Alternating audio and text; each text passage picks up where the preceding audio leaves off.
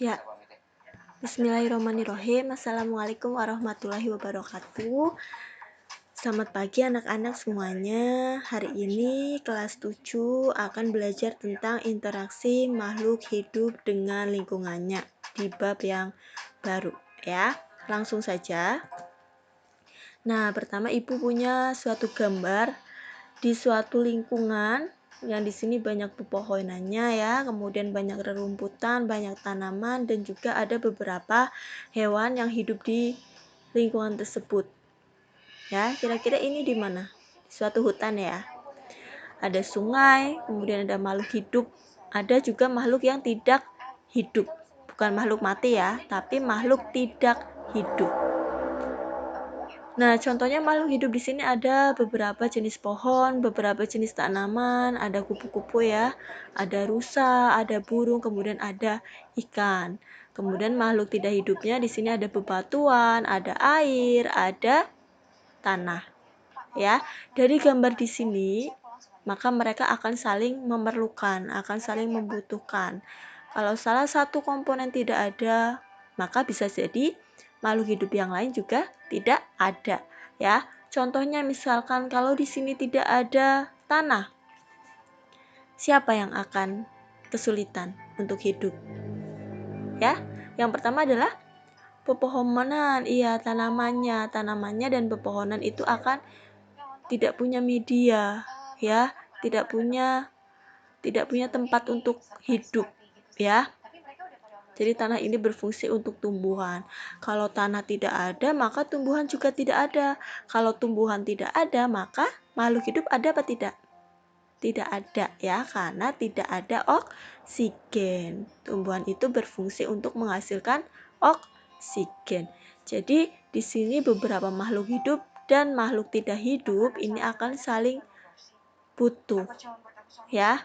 Nah, pada bab 8 ini kita akan mempelajari interaksi makhluk hidup dengan lingkungannya.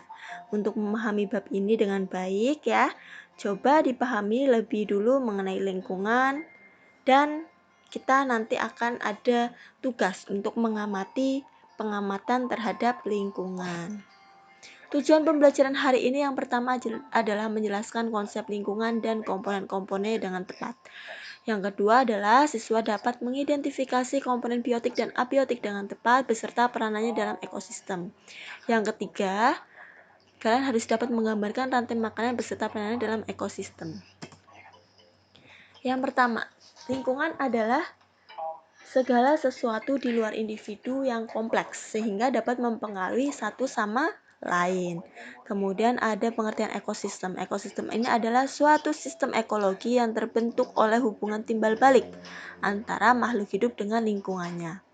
Ekosistem bisa dikatakan juga suatu tatanan kesatuan secara utuh dan menyeluruh antara segenap unsur lingkungan hidup yang saling mempengaruhi. Ya, jadi hubungan timbal balik antara makhluk hidup dengan lingkungannya. Misalkan makhluk hidup manusia mengeluarkan oksigen, ya. Manusia mengeluarkan oksigen. Oksigen dihasilkan oleh tumbuhan. Tumbuhan membutuhkan tanah sebagai tempat hidup, ya. Juga memerlukan matahari untuk fotosintesis. Jadi nanti semuanya akan saling berhubungan. Konsep ekosistem ada pengertian populasi. Kalian pasti sudah mendengar di SD ya. Populasi ini adalah sekelompok makhluk hidup dari spesies pada tempat dan waktu yang sama. Kemudian ada pengertian komunitas, yaitu kumpulan populasi dari tumbuhan dan hewan yang hidup bersama pada lingkungan yang sama pula. Yang ketiga ada ekosistem, tadi suatu sistem ekologi yang terbentuk oleh hubungan timbal balik antara makhluk hidup dengan lingkungannya. Kemudian ada habitat, yaitu tempat tinggal suatu makhluk hidup.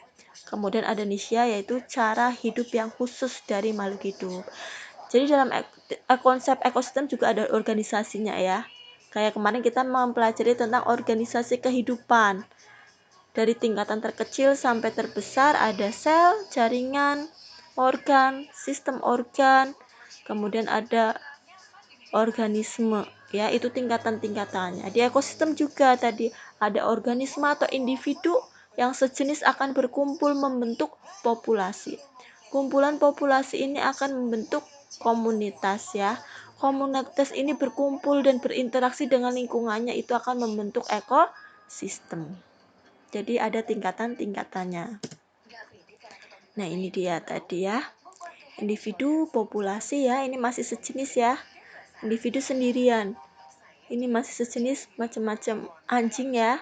Kemudian komunitas itu udah banyak hewannya, ada anjing, ada kucing, ada kelinci, ada tikus, itu namanya komunitas. Kalau ekosistem itu sudah ada lingkungannya, lingkungan air atau lingkungan darat atau lingkungan hutan, itu namanya ekosistem yang ada makhluk hidupnya dan ada makhluk tidak hidupnya. Kemudian ekosistem juga bisa berkumpul. Ekosistem air, ekosistem hutan, ekosistem darat itu berkumpul menjadi biosfer yang kita tempati ini. Ya, di dunia ini. Aksi interaksi antar komponen dalam sistem lingkungan, tadi ada individu dengan individu akan membentuk populasi, kemudian populasi dengan populasi akan membentuk komunitas, komunitas berinteraksi dengan lingkungannya yang tidak hidup akan membentuk ekosistem. Unsur ekosistem ada autotrofik, adalah suatu organisme yang mampu menyediakan atau mensintesis makanannya sendiri yang berupa bahan organik. Kemudian heterotrofik adalah organisme yang mampu memanfaatkan hanya bahan-bahan organik sebagai bahan makanannya. Bahan tersebut disintesis oleh organisme lain. Ini autotrofik. Autotrofik itu yang bisa membuat makanannya sendiri dengan cara fotosintesis. Misalkan tumbuhan. Ya, kalau heterotrofik itu yang makan, dia membutuhkan makan di luar tubuhnya, harus masak, harus mencari, memakan hewan lain, memakan tumbuhan lain, itu namanya heterotrofik. Jadi autotrofik itu otomatis membuat makanan sendiri, tumbuhan ya, dengan cara fotosintesis. Komponen ekosistem ada dua, yaitu lingkungan biotik, yaitu makhluk hidup, dan lingkungan abiotik, yaitu makhluk tidak hidup. Makhluk tidak hidup dengan makhluk mati itu berbeda ya. Kalau makhluk tidak hidup itu sebelumnya tidak pernah hidup. Kalau makhluk mati itu berarti artinya itu berarti dia pernah hidup kemudian mati ya. Misalkan tikus mati, itu berarti makhluk hidup, bukan makhluk tidak hidup. Tapi kalau air pernah hidup tidak? Tidak ya. Jadi itu disebut sebagai makhluk tidak hidup atau abiotik, yaitu cahaya, suhu, air, oksigen, topografi, tanah ya, batuan ya. Kemudian lingkungan biotik contohnya adalah manusia, hewan, tumbuhan, organisme lain, jamur ya, bakteri, itu lingkungan biotik. Peran komponen ekosistem dalam aliran energi. Dalam aliran energi, makhluk hidup berperan sebagai produsen, konsumen, dan dekomposer ya. Produsen ini adalah makhluk hidup yang dapat membuat makanannya sendiri atau dapat melakukan fotosintesis, dapat mengubah materi anorganik menjadi organik. Konsumen terdiri dari berbagai macam ya, ada konsumen primer, herbivora ya, ini biasanya herbivora karena menduduki yang tingkat yang pertama. Primer itu berarti kebutuhan pertama ya, tingkat pertama, berarti dia memakan produsen, atau disebut sebagai herbivora, pemakan tumbuhan. Contohnya misalkan serangga, mamalia pemakan rumput, kemudian zooplankton ya. Kemudian ada konsumen sekunder, ini biasanya karnivora karena berada di tingkat kedua, biasanya memakan konsumen primer ya, laba-laba, katak, burung, ikan. Kemudian ada konsumen tersier, yaitu karnivora yang berada di puncak, yaitu elang. Kemudian ada dekomposer atau pengurai, yaitu makhluk hidup yang memperoleh makanannya dengan menguraikan senyawa organik dari makhluk hidup yang telah mati. Ada lagi detritus.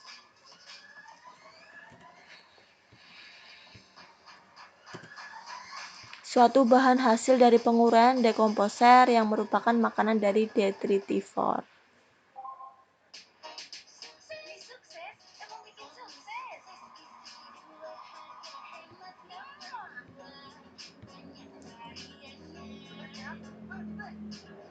Ini ya tadi ya, produsen itu membuat makanan sendiri, konsumen itu heterotrof tidak dapat membuat makanan sendiri, ada herbivora dan karnivora. Kemudian yang ketiga ada dekomposer, menguraikan zat organik kompleks menjadi sederhana, contohnya ada bakteri dan jamur. Kemudian ada detritivor, yaitu yang memakan partikel organik. Contohnya adalah cacing, kaki seribu, kelabang, dan siput. Nah, ini di sini ada gambar rantai makanan. Adalah serangkaian proses makan dan dimakan antara makhluk hidup berdasarkan urutan-urutan tertentu. Nah, di sini diurutkan dengan satu garis lurus, ya, tidak bercabang, hanya satu garis saja. Misalkan di sini ada tanaman dimakan oleh belalang, dimakan oleh katak, kemudian dimakan oleh ular, kemudian diuraikan oleh jamur, ya. Kembali lagi untuk memupuk tanaman. Ini digambarkan dengan satu garis lurus. Ini namanya rantai makanan. Nah, di sini siapa produsennya? Produsennya adalah yang membuat makanan sendiri, yaitu rumput, ya. Kemudian konsumen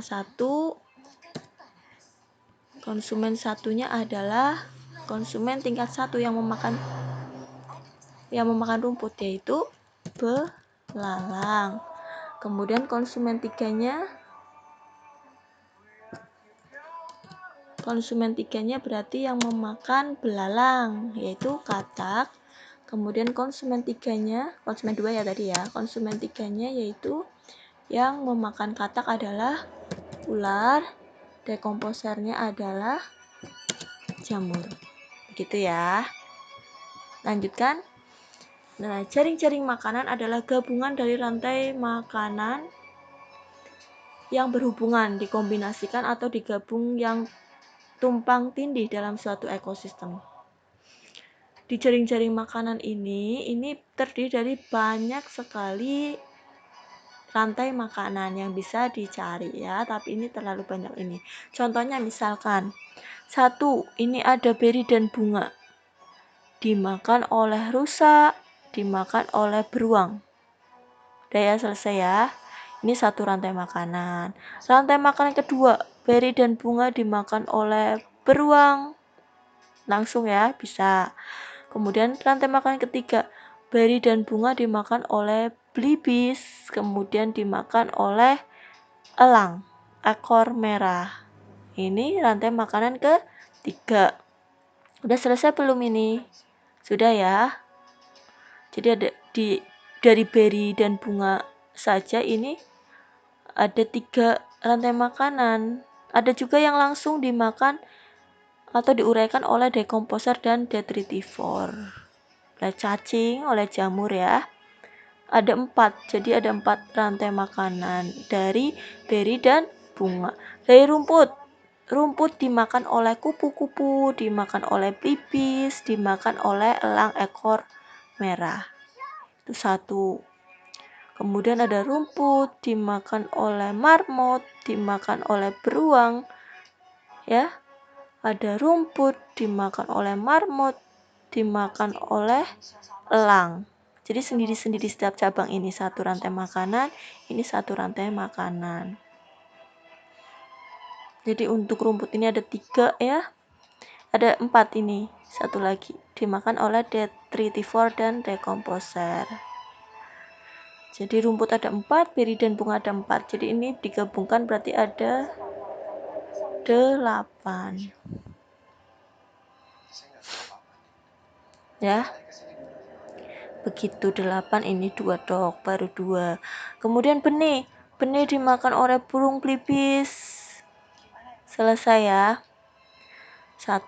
Kemudian benih dimakan oleh musang ya. Dimakan oleh ekor merah elang ekor merah 2, jadi ini 2, ini tadi ada 8, jadi semuanya ada 10. Kemudian piramida makanan. Piramida makanan adalah sebuah piramida yang menggambarkan suatu perbandingan komposisi antara jumlah biomasa dan jumlah energi dari produsen sampai dengan konsumen puncak. Konsumen tingkat akhir di dalam suatu ekosistem. Komposisi biomasa dan energi ini semakin ke atas itu akan semakin kecil, sebab selama proses perpindahan energi terjadi penyusutan jumlah energi pada setiap tingkat trofik. Sehingga piramida makanan ini berbentuk segitiga. Artinya di atas itu menempati paling sempit, yang di bawah itu paling besar, berarti biomasanya atau energinya itu yang paling besar adalah yang paling bawah, karena dia bisa membuat makanan sendiri. Nah, ini kan ya, bentuknya piramida, semakin ke atas semakin mengerucut. Ini produsen berada di paling bawah karena dia bisa membuat makanan sendiri. Produsen ini dimakan oleh konsumen tingkat 1 atau konsumen herbivora ya. Ada ulat, ada belalang, ada tikus. Kemudian ini konsumen 1 dimakan oleh konsumen tingkat 2 yang karnivora ya, yang memakan tumbuhan ini. Kemudian di konsumen puncak yang memakan karnivora ini ada konsumen 3 atau konsumen puncak ya. Ada ular dan ada elang. Dia memiliki biomasa yang paling sedikit karena bergantung pada makhluk hidup di bawahnya ini ya. Tropik itu dimulai dari produsennya ya, tapi kalau konsumen berarti dimulai dari tingkat yang kedua ini, konsumen 1, konsumen 2, konsumen 3. Tropik 1 ini ada yang paling bawah, tropik 2 di atasnya, tropik 3, kemudian tropik 4. Nah, itu contoh rantai makanan ya. Karena hanya satu garis lurus, tanda panahnya nggak bercabang. Ini namanya rantai makanan. Ini namanya jaring-jaring makanan. Berarti di sini ada banyak rantai makanan. Ada berapa? Coba dihitung. Yang pertama, ini produsennya ada 2 macam ya. Kita hitung dari bunga sepatu dulu. Ditulis. Sebutkan rantai makanan tersebut. Nomor 1. Bunga sepatu dimakan oleh ulat ya. Kemudian dimakan oleh burung pipit. Kemudian dimakan oleh apa ini? Elang ya. Ada lagi nggak cabangnya dicari? Sudah tidak ada ya, dari bunga sepatu hanya 1 ya. Berarti sekarang sawi.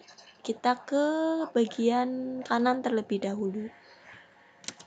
Sawi dimakan oleh, ke kanan dulu adalah ulat, dimakan oleh burung pipit, dimakan oleh elang. Udah ya, nggak ada tanda panah kesana lagi ya. Ulat, burung pipit dimakan oleh elang. Ini sudah selesai. Kemudian yang ketiga ada sawi, dimakan oleh, ini udah ya, jangan ditulis lagi. Sekarang tinggal yang belalang ke kanan dulu. Belalang dimakan oleh burung pipit.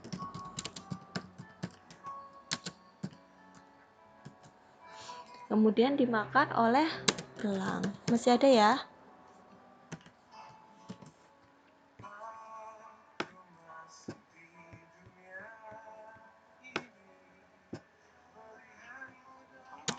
Masih sawi. Belalangnya sudah selesai belum? Belum ya, ada yang dimakan burung pipit, ada yang dimakan katak. Jadi sendiri-sendiri satu-satu. Dimakan belalang lagi. Belalangnya dimakan katak. Kataknya dimakan oleh elang.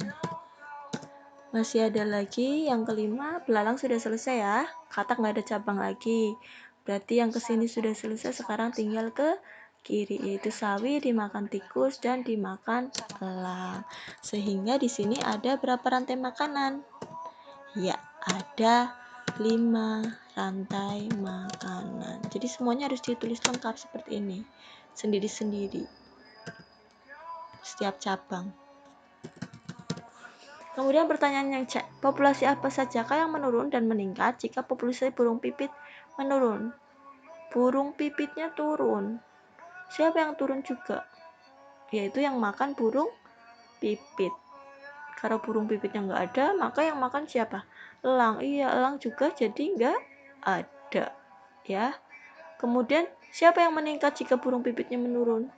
Berarti yang dimakan oleh burung pipit ini nggak ada. Berarti yang tambah banyak adalah ulat. Iya. Jadi di sini kalau misalkan di sawah, kita itu jangan membunuh salah satu makhluk hidup yang ada di sawah. Contohnya misalkan ular ya. Ular itu kan makanannya tikus. Ya, secara biologi dia punya rantai makanan. Kalau ularnya kita bunuh, maka tikusnya akan bertambah banyak ya. Kalau tikusnya bertambah banyak, maka padinya akan menurun. Jadi makhluk hidup itu sudah diciptakan semuanya saling melengkapi, saling makan dan dimakan, ada rantai makanannya ya. Nggak boleh salah satu hilang, kasihan yang lain juga akan ikut hilang ya. Jadi harus seimbang. Kemudian yang D, populasi apa saja yang menurun dan meningkat jika populasi belalang naik? Belalangnya mana? Belalang naik. Siapa yang berkurang? Ya, sawinya berkurang. Kalau sawinya berkurang, siapa yang berkurang juga? Tikus, ulatnya juga ikut berkurang ya. Kemudian kalau belalangnya naik, siapa yang senang ya ikut naik?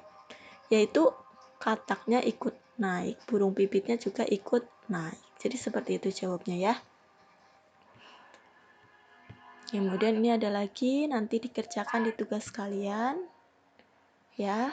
Ada berapa jaring-jaring makanan. Nah, sekian untuk pembelajaran hari ini, sampai ke piramida makanan ya. Terima kasih untuk perhatiannya. Ibu akhiri, wassalamualaikum warahmatullahi wabarakatuh.